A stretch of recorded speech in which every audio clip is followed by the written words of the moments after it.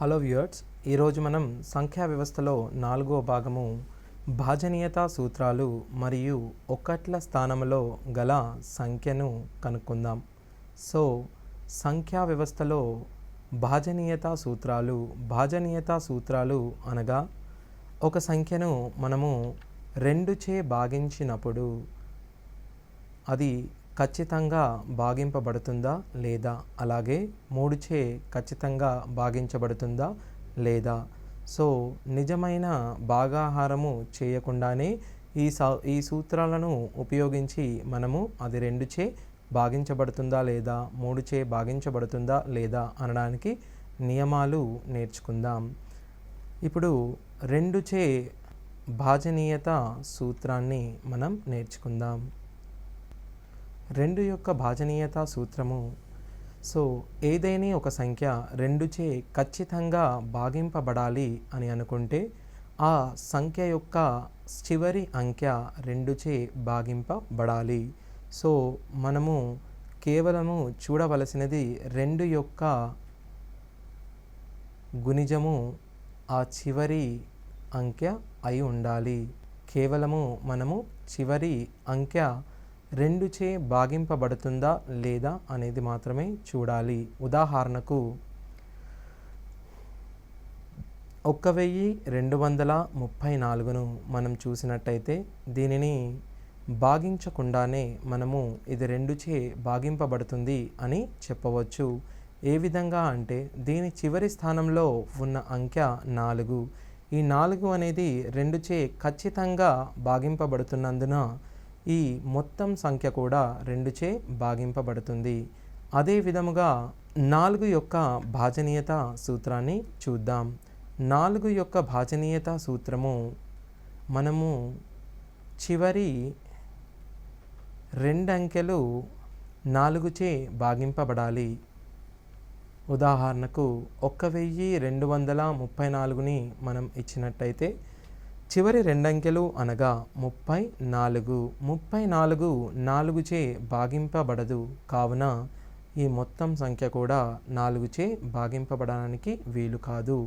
అదేవిధంగా 8 యొక్క భాజనీయత సూత్రాన్ని మనము చూసినట్టయితే ఒక సంఖ్య 8చే భాగింపబడుతుందా లేదా అని తెలుసుకోవడానికి మనము చివరి 3 అంకెలను చూడాల్సి ఉంటుంది. చివరి 3 అంకెలు 8చే భాగింపబడిన ఎడల ఆ మొత్తం సంఖ్య 8చే ఖచ్చితంగా భాగించబడుతుంది. ఉదాహరణకు 1234 చివరి 3 అంకెలు 234 8చే భాగింపబడనందువల్ల ఈ సంఖ్య కూడా 8చే భాగింపబడదు. అదేవిధంగా 1,23,456ను మనము 8చే భాగించినప్పుడు ఇది 8చే ఖచ్చితంగా భాగింపబడుతుందా లేదా అనేది మనం తెలుసుకుందాం. దీనికోసం మనము చివరి 3 అంకెలను మాత్రమే దృష్టిలో పెట్టుకోవాలి. చివరి 3 అంకెలు 8చే ఖచ్చితంగా భాగించబడుతున్నందున ఎంటైర్ నెంబర్ అనగా మొత్తం సంఖ్య కూడా 8చే ఖచ్చితంగా భాగించబడుతుంది. సో ఈ ప్రతి నియమము వెనకాల మనకు ఒక నియమము ఉంటుంది. అది ఎలా అనగా, సో 2 యొక్క భాజనీయత సూత్రము మనము కేవలం చివరి అంకె మాత్రమే చూస్తున్నాము. అదేవిధంగా 4 యొక్క భాజనీయత సూత్రము కేవలం 2 అంకెలు మాత్రమే చూస్తున్నాము. 8ని చివరి 3 అంకెలు మాత్రమే చూస్తున్నాము. అదే మనము 3 యొక్క భాజనీయత సూత్రము లేదా 9 యొక్క భాజనీయత సూత్రము చూసినట్టయితే సంఖ్యలోని అంకెల మొత్తం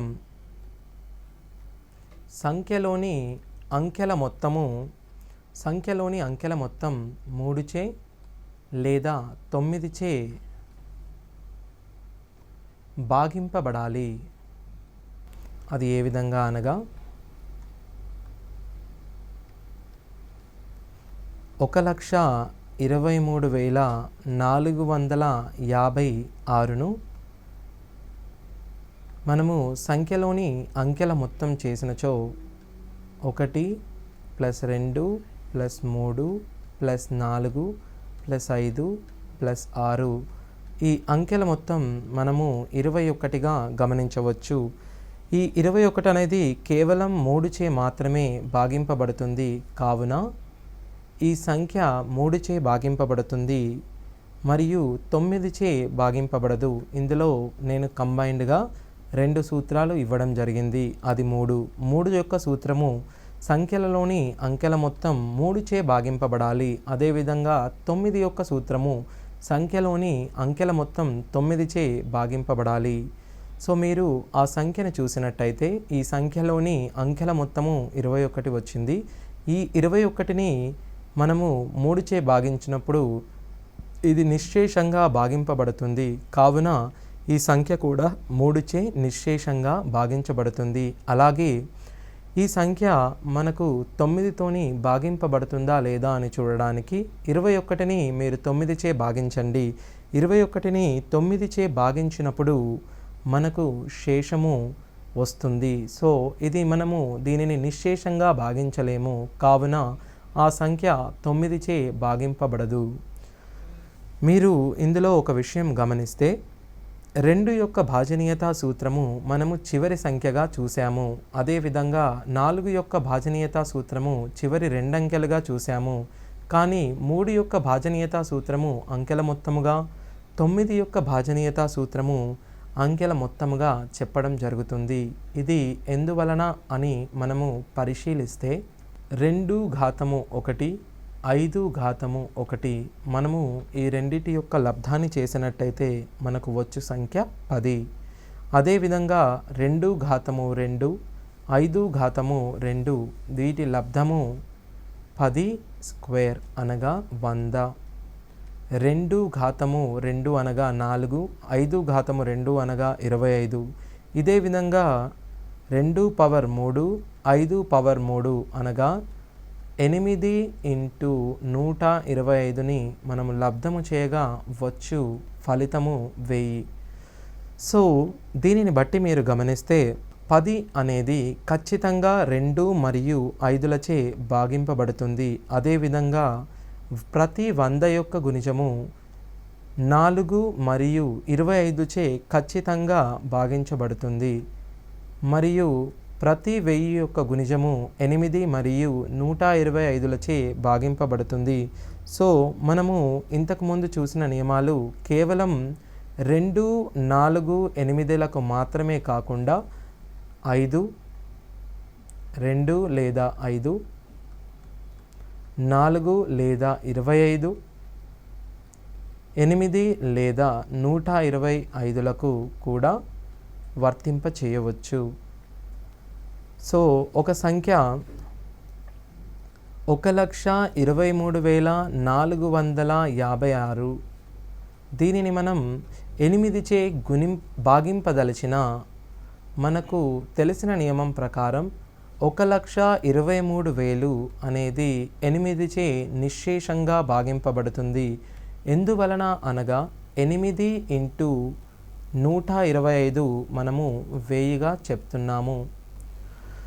ప్రతి 1000 యొక్క గుణిజము 8చే నిశ్శేషంగా భాగించబడడం చేత మనకు ఏ 1000 యొక్క గుణిజమైనా 8చే నిశ్శేషంగా భాగించబడుతుంది. సో మనము చూడవలసినదల్లా చివరి 3 సంఖ్యలు మాత్రమే. చివరి 3 సంఖ్యలను మీరు 8చే భాగించినప్పుడు శేషం 0గా వచ్చిన సందర్భంలో ఇచ్చిన సంఖ్య 8చే ఖచ్చితంగా భాగింపబడుతుంది. సో ఈ నియమాల ప్రకారము మనము 2 మరియు 4, 8, 16, 32, 64 యొక్క భాజనీయతా సూత్రాలను ఈజీగా చెప్పవచ్చు. 2 అనగా ప్రతి 10 యొక్క గుణిజము 2చే భాగించబడుతుంది. అందువలనే మనము చివరి ఒక అంకె మాత్రమే చూస్తాము. అదేవిధంగా 4 అన్నప్పుడు చివరి 2 అంకెలు మాత్రమే మనము చూస్తాము. ఎందుకు అంటే ప్రతి 100 యొక్క గుణిజము 2చే భాగింపబడుతుంది, 4చే కూడా భాగింపబడుతుంది. 8 అనేది ప్రతి 1000 యొక్క గుణిజము 8చే భాగింపబడుతుంది. సో మనం కేవలం చివరి 3 అంకెలు మాత్రమే కేంద్రీకరిస్తాము. అదేవిధంగా 5, 25, 125ల యొక్క భాజనీయత సూత్రాలు కూడా సమానము. ఓకే, మరి ఇప్పుడు ఒక సంఖ్యలోని అంకెల మొత్తం 9చే భాగింపబడిన ఆ సంఖ్య కూడా 9చే భాగింపబడను అని మనము చూసాము. ఆ సూత్రము వెనక కారణమును ఇప్పుడు మనము విశ్లేషిస్తాము. ఈ విశ్లేషణ మీకు ఇచ్చిన ప్రశ్నలను సులభంగా చేయడానికి ఉపయోగపడుతుంది. ఏదేని ఒక సంఖ్య 10 మనం 9తోని భాగించినప్పుడు దీని శేషము 1గా వచ్చును. 100ను 9తో భాగించినప్పుడు శేషము 10 × 10/9 శేషము 1గా వచ్చును. అదేవిధంగా 1000ని చేసినచో శేషము 1గా వచ్చును. ఇప్పుడు మనం 20ని 9తో చేయగా శేషము 2గాను, 200లను 9తో చేయగా శేషము 2గాను, అదే 4000ను 9తో చేసినప్పుడు శేషము 4గాను వచ్చును. ఇప్పుడు మీరు గమనించినట్టయితే 676ను 9చే 75ను 9చే భాగించినప్పుడు ఇది 9చే భాగింపబడుతుందా లేదా అని చూడడానికి 675ను మీరు విశదీకరించి రాయండి. అలా రాసినప్పుడు దీనిని విడదీసి రాసిన 600 + 70 + 5గా మనం రాయవచ్చు. దీనిని మనం 9చే భాగించినప్పుడు ప్రతి సందర్భంలో శేషాన్ని మనం గమనించాలి. మొదటి సందర్భంలో శేషము 6గాను, రెండవ సందర్భంలో శేషము 7గాను, మూడవ సందర్భంలో శేషము 5గాను వచ్చును. మొత్తం శేషమును కలపగా 18/9. 18 9చే నిశ్శేషంగా భాగింపబడినందువల్ల మనకు శేషం 0గా వచ్చును. అనగా మనము సంఖ్యలోని అంకెల మొత్తము అనగా ప్రతి అంకె దానికదే శేషంగా అవుతుంది. కావున మనము జత చేయు సంఖ్యలు వాటి శేషాలు అవుతాయి, అవి అంకెలు కావు. అదేవిధంగా మనము 11 యొక్క భాజనీయతా సూత్రము ఇప్పుడు చూద్దాం. 11 యొక్క నియమం 11 నియమంలో మనం చూసినట్టయితే దీనిని సరి స్థానాల్లోని SE అనగా some of digits in even places అనగా సరి స్థానంలోని అంకెల మొత్తము మరియు SO అనగా బేసి స్థానాలలోని అంకెల మొత్తంగా చెప్పుతాము. సో 11 యొక్క నియమము ఇప్పుడు మనము చూసినట్టయితే 1331ని మనము చూసినట్టయితే ఇది 11చే భాగింపబడుతుందా లేదా అని చెప్పడానికి మొదటగా మనము ఈ సంఖ్యను సరి స్థానాలలో మరియు బేసి స్థానాలలో కల అంకెల మొత్తాన్ని జతపరచాలి. అంకెల మొత్తము సరి స్థానంలో గల అంకెల మొత్తము 4, బేసి స్థానంలో గల అంకెల మొత్తము 4. వీటి మధ్య భేదము 0 కానీ లేదా 11 యొక్క గుణిజం కానీ రావాలి. సో మనకు ఇచ్చిన ఉదాహరణలో సరి స్థానముల మరియు బేసి స్థానముల సంఖ్యల మొత్తం యొక్క భేదము 0 వచ్చింది. కావున ఇచ్చిన సంఖ్య 11చే నిశ్శేషంగా భాగింపబడుతుంది. అదేవిధంగా ఒక సంఖ్య దీనిని చూసినట్టయితే 3,45,47,865 ఈ సంఖ్య మనకు 11చే భాగింపబడుతుందా భాగింపబడదా అని చేయడానికి మొదటగా మనము సరి స్థానాలలోని లేదా బేసి స్థానాలలోని అంకెలను గమనిద్దాం. బేసి స్థానాలలోని అంకెలు 3, 5, 7 మరియు 6. సో బేసి స్థానాలలోని అంకెల మొత్తము 3 + 5 + 7 + 6. ఈ సంఖ్యల మొత్తం చేసినచో 8 + 13 21. మరియు సరి స్థానాలలోని అంకెలు 4 + 4 + 8 + 5. 13 + 8 21గా మనం చెప్పుకోవచ్చు. సో స్థాయి స్థానంలోని అంకెలు మరియు బేసి స్థానంలోని అంకెలను మధ్య భేదము చేసినట్టయితే 21 - 21 మనము 0గా చెప్పుకోవచ్చు. సో సరి స్థానంలోని అంకెలు మరియు బేసి స్థానంలోని అంకెలు మొత్తము వీటి మధ్య భేదము చేసినట్టయితే మనకు 11 యొక్క గుణిజము కానీ 0 కానీ రావలను. అయినచో దీని యొక్క ఆ టోటల్ సంఖ్య అనేది 11చే భాగించబడుతుంది అని మనం చెప్పడం జరుగుతుంది.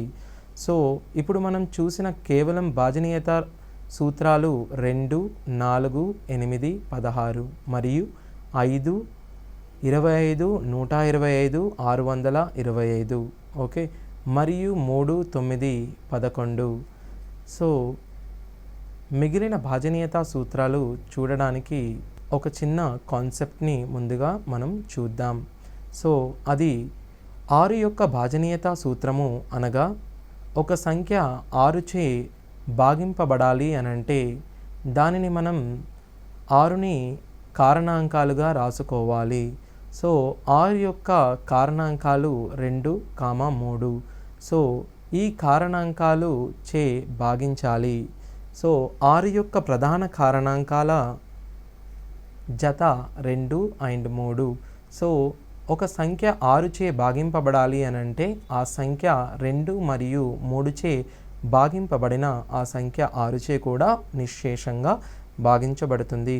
సో 6కు డైరెక్ట్ భాజనీయత సూత్రము లేకపోయినప్పటికీ మనము దీనిని 2 మరియు 3లతో చెక్ చేసి తీసుకుంటాము. అదేవిధంగా 12 యొక్క కారణాంకాలలో మొదటగా 2 × 6 మరియు 3 × 4. ఈ కారణాంకాలలో మనము పరస్పర ప్రధాన కారణాంకాలనే తీసుకోవాలి.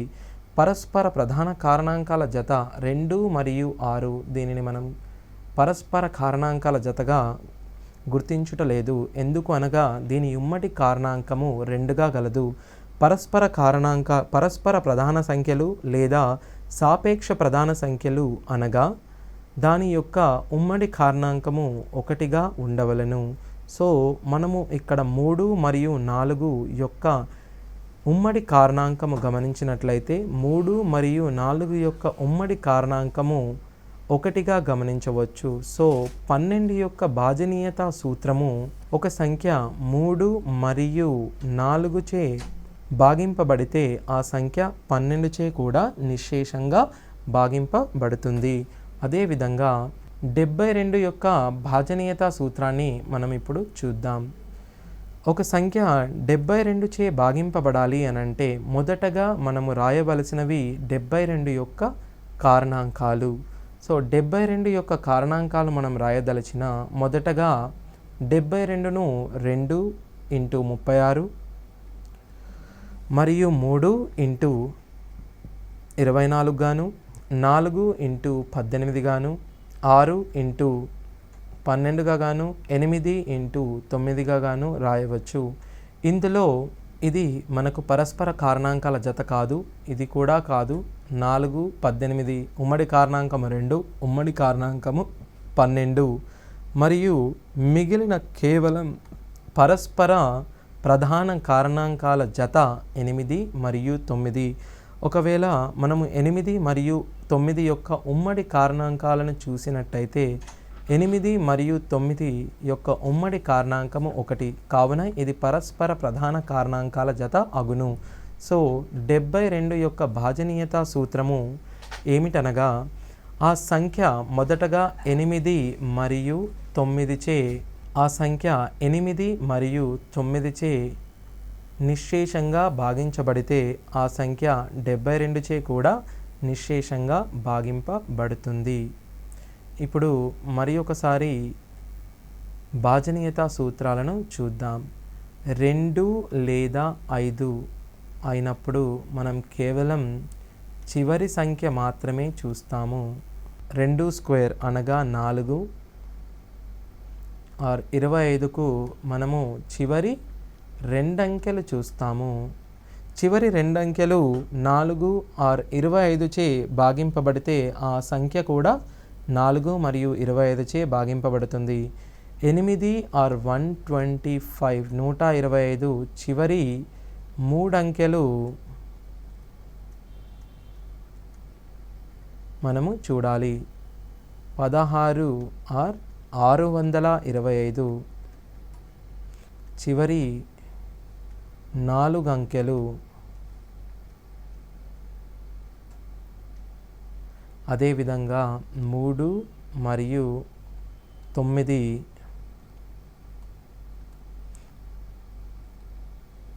అంకెల మొత్తం 3 మరియు 9 చే భాగింపబడిన ఆ సంఖ్యలు కూడా 3 మరియు 9 చే నిశ్శేషంగా భాగించబడతాయి. అదేవిధంగా మనము 11 యొక్క భాజనీయత సూత్రము చూసినట్టయితే SE మరియు SO ల యొక్క డిఫరెన్స్ 11 యొక్క గుణిజమై ఉండాలి. అనగా 0 కానీ 11 కానీ 22 కానీ ఉండవలెను. ఆ డిఫరెన్స్ ఏదైతే భేదం ఏదైతే ఉందో అది ధనాత్మకము వచ్చేలా మనము ఇక్కడ మాడ్ రాసుకున్నాము. సో ఇవి కాక మనకు ఏ సంఖ్యలు ఇచ్చినా వాటిని మొదటగా పరస్పర ప్రధాన కారణాంకాలు వచ్చేలా విడదీయాలి. 12ని మనం 3 మరియు 4 గాను, 72ను మనం 8 మరియు 9 గాను విభజించి రాస్తాము. ఈ విధంగా మనకున్న భాజనీయత సూత్రాలను రాశాము. అదేవిధంగా నేను 99 యొక్క భాజనీయత సూత్రము అడిగిన ఎడల మొదటగా మీరు దీనిని 9 × 11గా విభజించండి.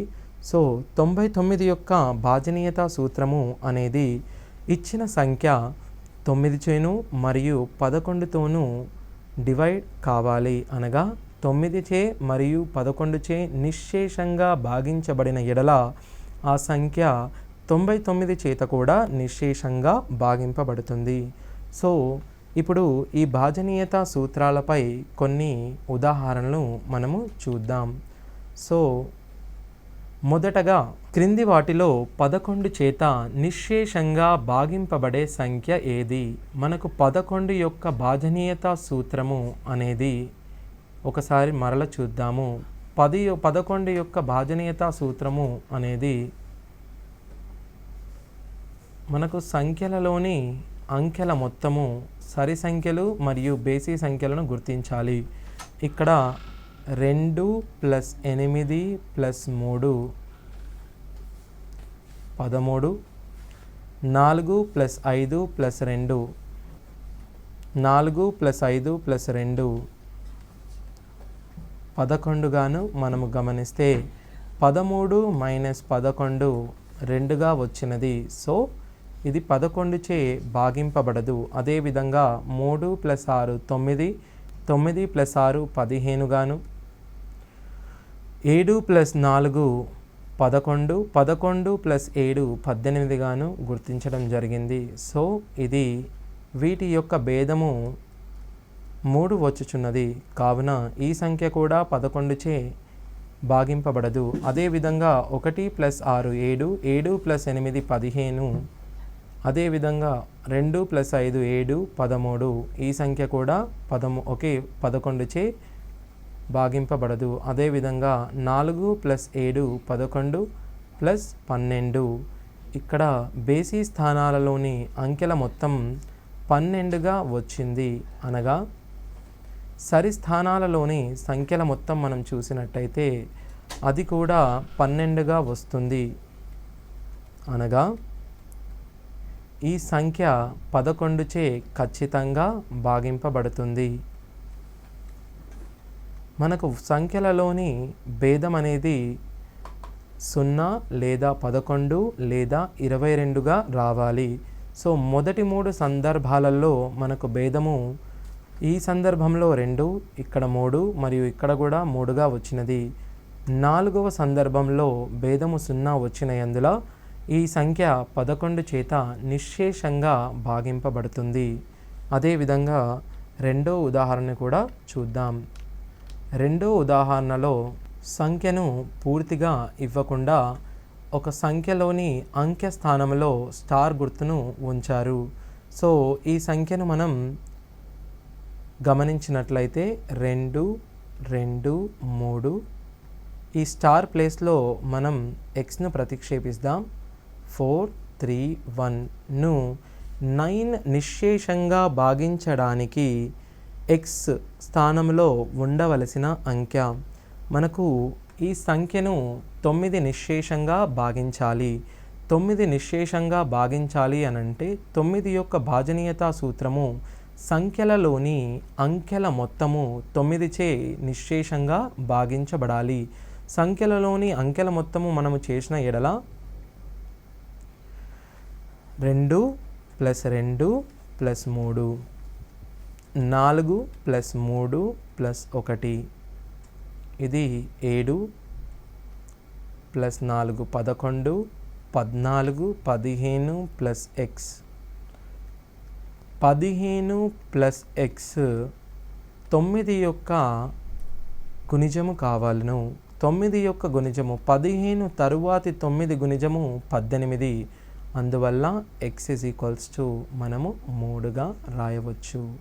సో మనకు సరైన సమాధానము 3గా మనము చెప్పవచ్చు. సో ఆ స్టార్ గుర్తు ప్లేస్లో మనము 3ను ఉంచినట్లయితే ఆ సంఖ్య 9చే నిశ్శేషంగా భాగింపబడుతుంది. అదేవిధంగా మూడవ ఉదాహరణ 88చే ఖచ్చితంగా భాగింపబడే 4 అంకెల గరిష్ట సంఖ్య. 88చే ఒక సంఖ్య భాగింపబడాలి అనంటే ఈ అంకెను మనము ప్రధాన కారణాంకాలుగా రాసిన ఎడల ఇవి పరస్పర ప్రధాన కారణాంకాలు అవుతాయి. సో ఈ పరస్పర ప్రధాన కారణాంకాలు చేత మనము 88 యొక్క భాజనీయతా సూత్రమును తెలుసుకోవచ్చు. అది ఏ విధంగా అనగా 88 యొక్క భాజనీయతా సూత్రము ఒక సంఖ్య 8 మరియు 11చే నిశ్శేషంగా భాగింపబడితే ఆ సంఖ్య 88చే కూడా నిశ్శేషంగా భాగింపబడుతుంది. సో ఇచ్చిన గరిష్ట సంఖ్య నుండి మనము 8చే భాగింపడం స్టార్ట్ చేద్దాం. ఇచ్చిన వాటిలో గరిష్టంగా ఉన్న సంఖ్య 9988. సో ఈ సంఖ్య మొదటగా మనం చూసినట్టయితే 9 + 8 17, 9 + 8 17, 11 చేత ఖచ్చితంగా భాగింపబడుతుంది. కేవలం 11 చేత భాగింపబడినంత మాత్రాన ఈ సంఖ్య 88చే భాగింపబడదు. సో దీని తర్వాత మనము దీనిని 8చే కూడా భాగింపి చెక్ చేయాలి.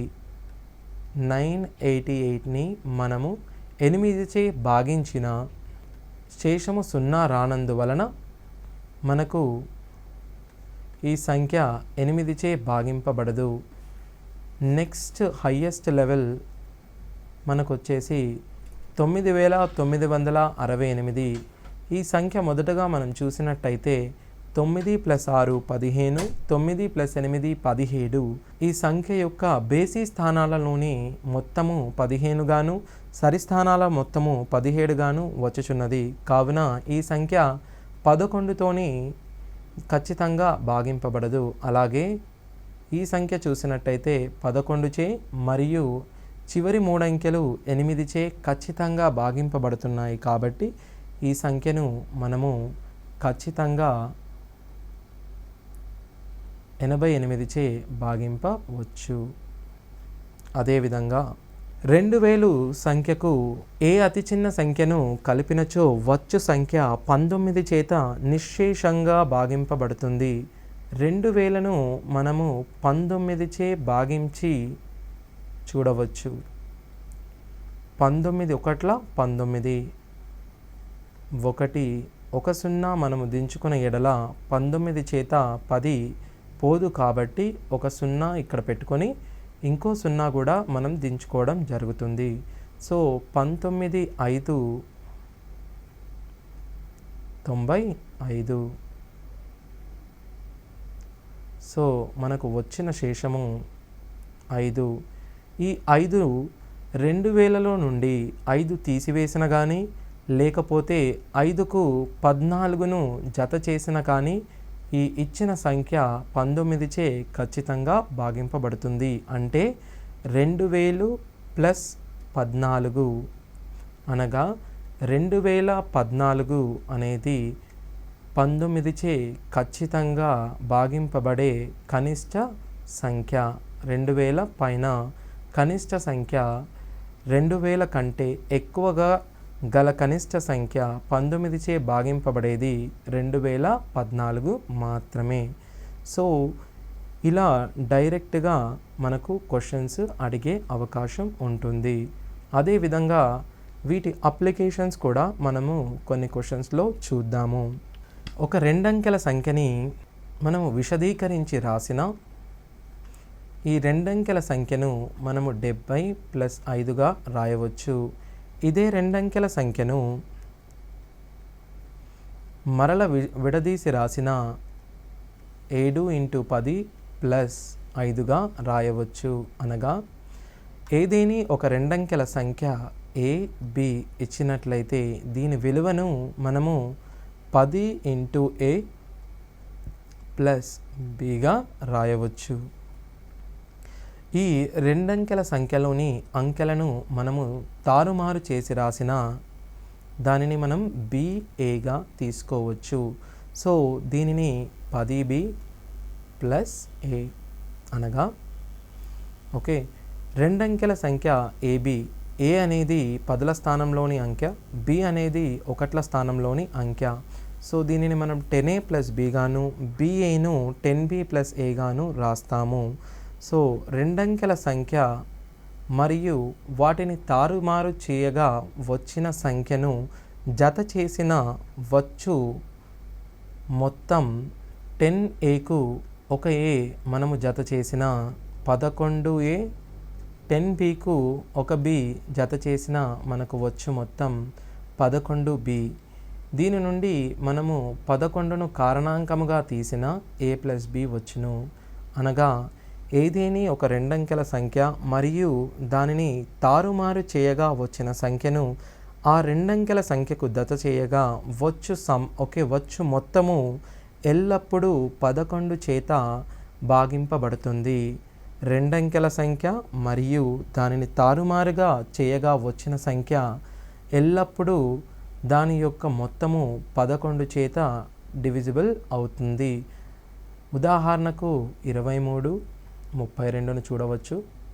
దీని మొత్తము 55. అదేవిధంగా 45, 54ని కూడా చూడవచ్చు. వీటి మొత్తము 99. అదేవిధంగా 34, 43, 77 వీటి మొత్తము 77. ఈ 3 సంఖ్యల మొత్తము మీరు గమనించినట్టయితే 55, 99, 77 ఈ 3 సంఖ్యలు కూడా 11చే నిశ్శేషంగా భాగింపబడతాయి. సో 2 అంకెల సంఖ్య మరియు వాటిని తారుమారు చేయగా వచ్చిన సంఖ్యల మొత్తము ఎల్లప్పుడూ 11చే భాగింపబడతాయి. అదేవిధంగా 2 అంకెల సంఖ్య వాటిని తారుమారు చేయగా వచ్చిన సంఖ్యల మధ్య భేదము 10a minus a 9a, b minus 10b అనేది 9b. వీటి మధ్య భేదము 9 × a మైనస్ b. ఈ భేదము అనేది 9చే నిశ్శేషంగా భాగింపబడుతుంది. సో 2 అంకెల సంఖ్య వాటి అంకెల మొత్తము వాటిని తారుమారు చేయగా వచ్చిన సంఖ్య యొక్క అంకెల మొత్తము ఎల్లప్పుడూ 11 చేత, 2 అంకెల సంఖ్య వాటిని తారుమారు చేయగా వచ్చిన సంఖ్యలోని భేదము ఎల్లప్పుడూ 9 చేను, మొత్తము 11 చేతను, భేదము 9 చేతను ఎల్లప్పుడూ భాగింపబడుతుంది. అదేవిధంగా ఒక 3 అంకె సంఖ్యలను తీసుకున్నట్టయితే 3 అంకెల సంఖ్యలను మనము ABCగా గుర్తించవచ్చు. దీన్ని విడదీసి రాసినచో 100A ప్లస్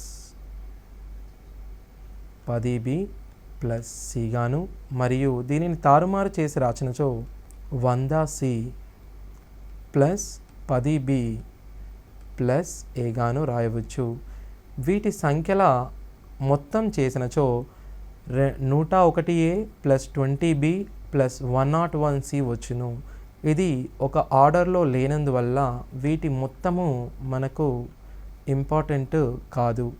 సో వీటి భేదము అనేది 100A మైనస్ A చేసినట్టయితే 99A మైనస్ C మరియు 100C 99C. ఒక 3 అంకెల సంఖ్య మరియు దానిని తారుమారు చేయగా వచ్చిన సంఖ్యల మధ్య భేదము ఎల్లప్పుడూ 99 చే నిశ్శేషంగా భాగించబడును. ఒకవేళ మరల చూసినట్టయితే 2 అంకెల సంఖ్య మరియు దానిని తారుమారు చేయగా వచ్చిన సంఖ్యల మొత్తము 11 చేతను, భేదము 9 చేతను, 3 అంకెల సంఖ్య మరియు దానిని తారుమారుగా చేయగా వచ్చిన సంఖ్యల భేదము 99 చేతను నిశ్శేషంగా భాగించబడును. అదేవిధంగా ఒక 4 అంకెల సంఖ్యను ఏబీగా మనం తీసుకుంటే దీనిని విశదీకరించి రాసిన 1000A ప్లస్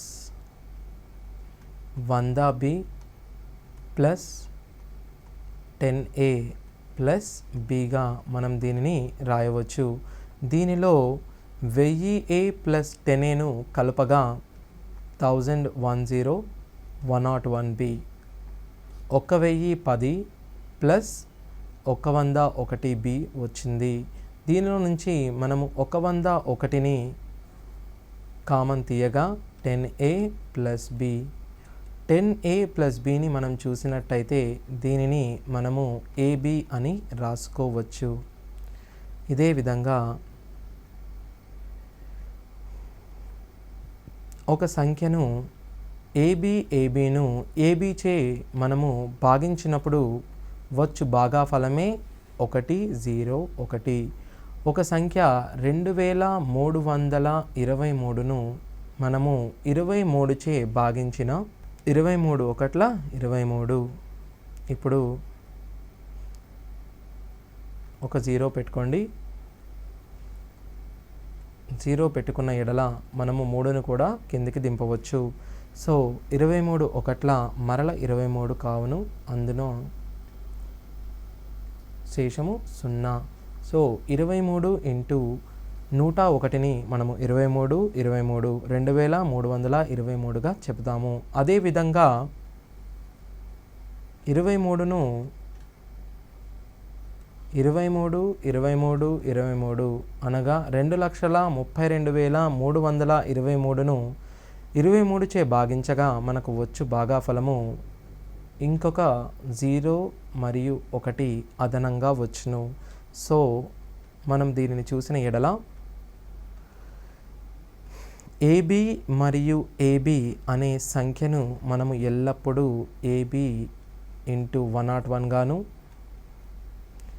ఏబి అనే సంఖ్య రూపంలో ఉండే సంఖ్యను ఏబి ఇంటూ 10101 గాను, AB into AB into AB into ఏబిను ఎల్లప్పుడూ 10101 గాను రాయడం జరుగుతుంది. అదేవిధంగా ఏబిసిలను మనం 10001 గాను ఇంటూ ఏబిసి గాను, ఏబిసి రూపంలో ఉన్న సంఖ్యను 1001001 ఇంటూ ఏబిసి గాను, అదేవిధంగా ఏబిసిడి రూపంలో ఉన్న సంఖ్యను 10001 ఇంటూ ఏబిసిడి గాను రాయడం జరుగుతుంది.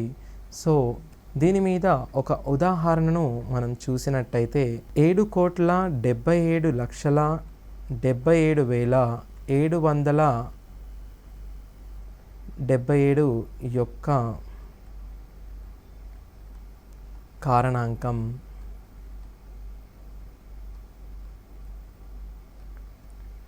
సో మొదటగా 1001 గాను 01 గాను 11 గాను 1101 గాను ఇచ్చినప్పుడు ఇక్కడ మనం చూసుకున్నట్టయితే ఇది వీటిని మనం రెండు భాగాలుగా విభజించవచ్చు. ఇది ఏబి ఏబి ఏబి ఏబి రూపంలో ఉండుట చేత దీన్ని మనం ఏబి ఇంటూ 1010101గా రాయవచ్చు. అనగా 1010101 అనేది దీని యొక్క కారణాంకము అవుతుంది. అదేవిధంగా దీనిని మనం ఏబిసిడి ఏబిసిడి అని కూడా మనం దీనిని రాసుకోవచ్చు. అనగా ఏబిసిడి ఏబిసిడి యొక్క కారణాంకాలు 10001 ఇంటూ ఏబిసిడి. కావున దీనిని మనం 10001గా కూడా రాసుకోవచ్చు. 10001 అనేది మనకు ఇచ్చిన ఆప్షన్స్లో లేనందున 1010101గా మనం జవాబుని చెబుతాము. సో ఇదే విధంగా ఇప్పుడు మనము ఇంకొన్ని సంఖ్యలను ఈ విధంగా చూద్దాం. 8 8 8 8 8 8 8 8 8 ఇచ్చిన సంఖ్య ఏబిసి ఏబిసి ఏబిసి ఫామ్లో ఉండడం చేత దీనిని మనం 888 ఇంటూ 100101గా రాస్తాము.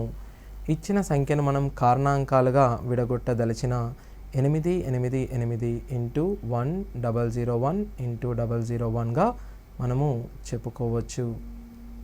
అదేవిధంగా ఇప్పుడు మనము చూసినట్లయితే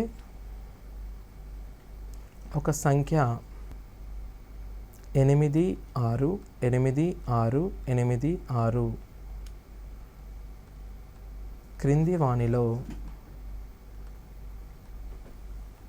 వేటిచే భాగింపబడుతుంది. 868686 ని మనం 86 ఇంటూ 10101గా తీసుకోవచ్చు.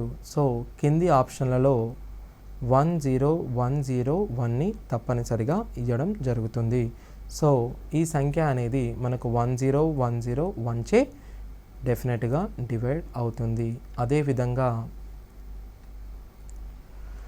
మనము ఇంకొన్ని సూత్రాలు చూసినట్లయితే A square minus B square అనేది కారణాంకాలుగా మనం విడదీసి రాసినట్లయితే దానిని మనం A plus B into A minus బిగా రాయవచ్చు.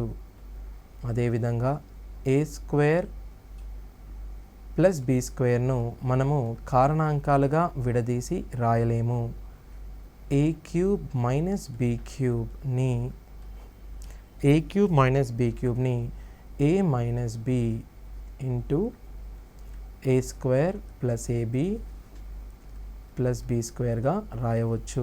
అదేవిధంగా ఏ క్యూబ్ ప్లస్ బి క్యూబ్ని A plus B into A square minus AB plus B స్క్వేర్గా కూడా రాయవచ్చు.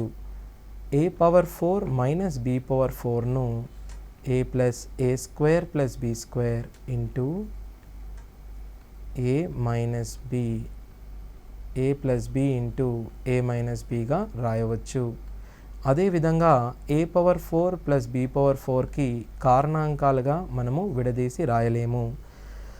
ఈ అన్ని సూత్రాలను మీరు గమనించినట్లయితే ఏదేని ఒక సంఖ్య ఏ పవర్ ఎన్ మరియు బి పవర్ ఎన్ రూపంలో ఉన్నట్లయితే ఆ సంఖ్యను మనము ఎల్లప్పుడూ ఎన్ అనేది సరి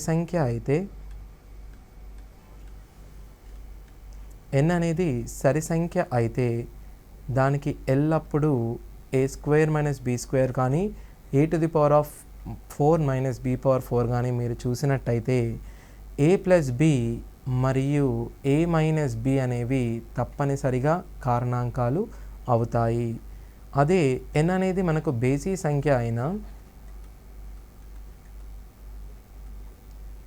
ఏ మైనస్ బి మరియు ఏ పవర్ ఎన్ ప్లస్ బి పవర్ ఎన్ ఎన్ సరి సంఖ్య అయితే వీటిని మనం కారణాంకాలుగా రాయలేము. అదే ఎన్ బేసి సంఖ్య అయినచో ఏ ప్లస్ బిని మనము కారణాంకాలుగా రాయవచ్చు. ఎగ్జాంపుల్గా మనము ఒక సమ్ని చూద్దాము. మరొకసారి దీనిని నేను చెబుతున్నాను. ఏ పవర్ ఎన్ మరియు బి పవర్ ఎన్ ఎన్ అనేది మనకు ఏ యొక్క వర్గములు ఘనాలు మనం ఘాతాంకాలు మనం చూసినట్లయితే ఆ ఘాతాలు సరి సంఖ్యలు అయితే డెఫినెట్గా ఏ ప్లస్ బి మరియు ఏ మైనస్ బి అనేటివి వాటి యొక్క కారణాంకాలు అవుతాయి. సో మరియు ఒకవేళ మధ్యలో మైనస్ ఉండి దాని ఘాతములు బేసి సంఖ్యలు అయినచో ఇది మరిచిపోయిన ఎడల మీరు ఏ క్యూబ్ మరియు బి క్యూబ్ ఫార్ములాను యూజ్ చేసి ఇది గుర్తుపెట్టుకోవచ్చు. ఇదే విధంగా ఒక సంఖ్యను ఇచ్చినట్టయితే 151 to the power of 2018 minus 100 to the power of 2018 యొక్క కారణాంకాలు ఇలా అడిగిన ఎడల క్రింది వానిలో ఈ ఇచ్చిన సంఖ్య యొక్క కారణాంకాలు కనుక్కోవాలి అనగా ఇది ఏ పవర్ ఎన్ మరియు బి పవర్ ఎన్ రూపంలో కలదు. ఏ పవర్ ఎన్ మరియు బి పవర్ ఎన్ రూపంలో ఉండి ఎన్ అనేది సరి సంఖ్య అయిన ఏ మైనస్ బి మరియు ఏ ప్లస్ బిలు వీటి యొక్క కారణాంకాలు కాగలవు అనిన 151 మైనస్ 100 51 కానివ్వండి, 151 ప్లస్ 100 251 ఈ రెండు కూడా వీటి యొక్క కారణాంకాలు కాగలవు. అదేవిధంగా 101 to the power of 999 plus 72 to the power of 999 యొక్క కారణాంకము అనిన ఇది ఏ పవర్ ఎన్ ప్లస్ బి పవర్ ఎన్ రూపంలో ఉన్నందున దీనిని ఎన్ అనేది బేసి సంఖ్య అవుతుంది.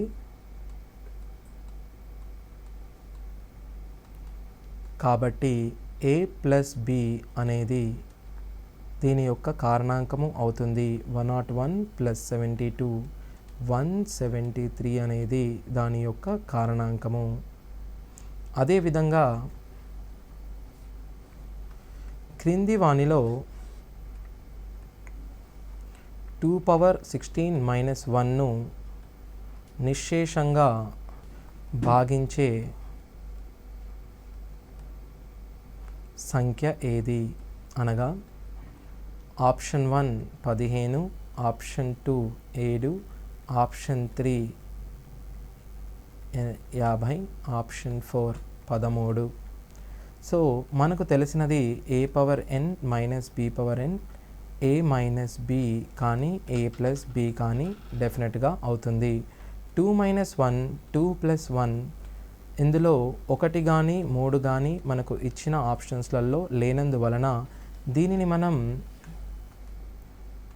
2 power 4 to the power of 4 minus 1 power 4గా రాసుకోవచ్చు.